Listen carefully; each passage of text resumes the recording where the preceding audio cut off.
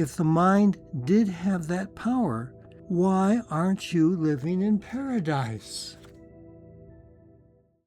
If we have no power to create, how can we project? Sanhia on why opposites can both be true. Good now. I heard you say that we are not creating anything. We are just here for this ride that life or divine is creating. Then you have also said that everything we see or experience is our projection. I wonder how both of those statements can be true at the same time. It seems like they contradict each other. To begin with, don't take anything that you think you heard me say as the truth. We speak in pointers, as the truth cannot be expressed in words. What we have here are two different pointers, both pointing in the same direction. When we talk about not being responsible for anything going on in the world, we mean that you don't have that kind of control. The part of you that wants to control the world is the ego mind. It has the mistaken belief that it can do that it can set goals, that it trains itself to be certain ways, and that it can somehow make the world be in a certain way and obtain the results it wishes to have. That's simply not true. It's not what happens. When you set goals, you do not experience the awakening or the enlightenment you desire. What you are saying is that it's not here now, it's somewhere else. If I do this, if I reach my goal, if I control the world, if I change something in myself, then I can wake up. This leaves you in a perpetual state of wanting and trying to be somewhere else. Your awakeness is right here, right now. If you simply pay attention to it and stop trying to be something or someone else, notice, be with, and embrace what is there.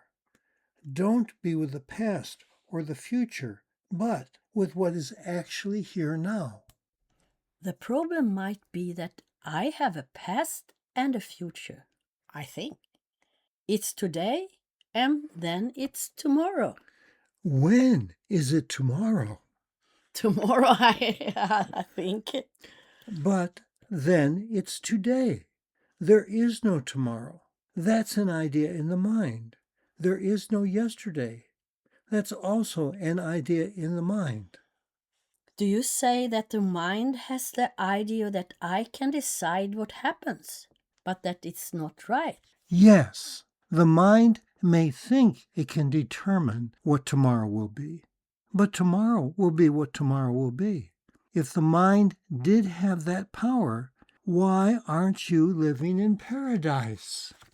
Yeah, that's a good question. I want to. Why would you choose anything else? So all of this confusion about yesterday and tomorrow is an invention of my ego mind. Yes, it's avoiding this moment where divinity lives, where your awakening is, where life is. But it still seems like those two statements are not aligned with each other. Let's return again to the first of the statements. Is there some part of that you're not in alignment with? When I was reading A Course of Miracle, it said that we create the word. My projection is also creating something. So then there is a creation. I see where the confusion lies. Ego has no power to create anything. Divinity, by its nature, creates everything. The physical illusion is this place where these meet. The ego mind tries to understand this, but cannot, because it makes no sense to the logical ego mind. It seems as if opposites exist simultaneously. In duality, it is all opposites. In divinity, there's oneness. There is no opposite. So, what you think of as opposites coexist and neither deny nor erase each other. Jokingly, we alternately say, you are nothing, particularly in talking to the ego mind, and at the same time, you are everything, now talking to the divine mind. So you are everything and nothing at the same time. Ego mind thinks you have an existence outside of divinity. It would be your body, your thoughts, your feelings, your unique personality. And that's who you are. But that existence is nothing. Sooner or later, this physical body will die, and it will be as if you never existed. It's nothing. The truth of you that is observing all this life always is. It is outside of time and space and physicality. It is everything. Ego mind is terrified of looking at itself, so it projects itself and sees itself through others. It can perceive with judgment or with admiration. Projection occurs because the truth of you is everything, has created everything. There is only you. There is only one. However, ego mind believes it is separate and limited. It believes that the other is separate and that both are real. Ego mind defensively protects itself from imagined shortcomings through projection. Its projection might be that the other is dishonest. Unconsciously, you are projecting onto the other the part of you that believes is less than honest. On the other hand, you might project the label of courageous upon another. This is where you are not willing to see the courage in you. We would go so far as to say that absolutely everything you notice is your projection. Not just the words or actions of another, but the seeming existence of people, trees, birds, the sun, the universe. All is your projection, your creation, not from your ego mind, but from the divinity of oneness that you are. Ego mind thinks all those things are real and separate. The real timeless you is one with and the creator of all of it. This is beyond comprehension and acceptance for the ego mind, with its belief of being separate and limited. So, you have this wonderful, amazing thing called life, which is where the limited meets the unlimited. In order to have the illusion of physicality, there needs to be limit. There needs to be the appearance of difference and separations. Duality. Yes, multiplicity. It is all one. How can a bird be experienced? So the illusion of all these different things is experienced. In reality, these are just different projections out of the oneness. In the illusion, there are these unreal projections, but there you are playing with them. We call that life. We would say that the one we might call awakened or enlightened is fully aware of all this, not in a form of understanding where they could sit you down and explain it all to you. They simply know it to be true. They don't judge what they see, nor would they have any thought of trying to change what is. That would be crazy. Everything is what it is, and all they do is interact with what is presented. There is no right or wrong response. They follow their guidance or passion in that moment. It's not possible to understand this, but I can let what you say dance in me, and then slowly the eyes get used to the bright light, so it's no longer black and white. Maybe. We can frame it in this way, and we borrow this expression from our friend Jesus, who said, "You cannot serve two masters at the same time. Do you serve ego mind, or do you serve the oneness?" This requires no understanding, simply awareness. If your desire and your intention is always to serve the oneness, You still notice when you are in projection and remember that this is all about you and take it home.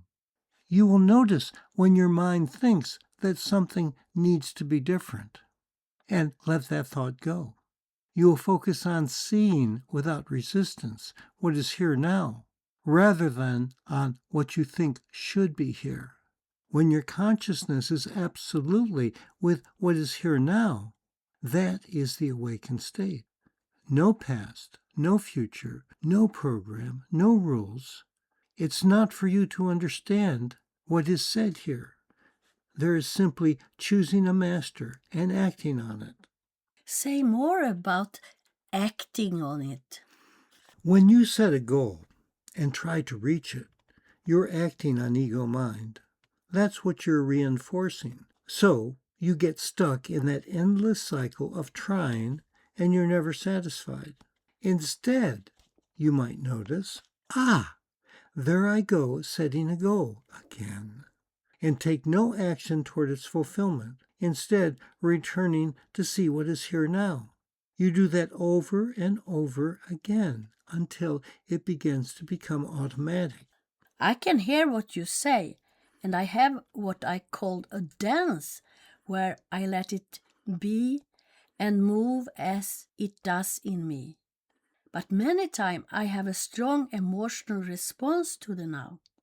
Maybe the response is connected to stories I hold on to or have been unable to let go of. What do I do in those situations where I get stuck in my emotions? Be aware of that and notice. It's not for you to understand what might be triggering the emotional response. If a story comes to mind, don't follow it. That would be making ego mind your master. Come back to now. But the emotions are so strong. If I try to push them down. But that's not the thing to do. Then you're saying that you don't accept what is here and you want to change it. The emotion is here, so let it be. Neither push it down nor try to change it, but also don't defend it. It's neither right nor wrong that you have the feeling. The feeling seems to be present. Let it be present and watch it as you watch everything that is part of the now. You don't choose your feelings. You also don't choose your thoughts. They just come. So you choose neither your thoughts nor your feelings, but you do choose your action. You can choose to let the emotion express itself until it doesn't.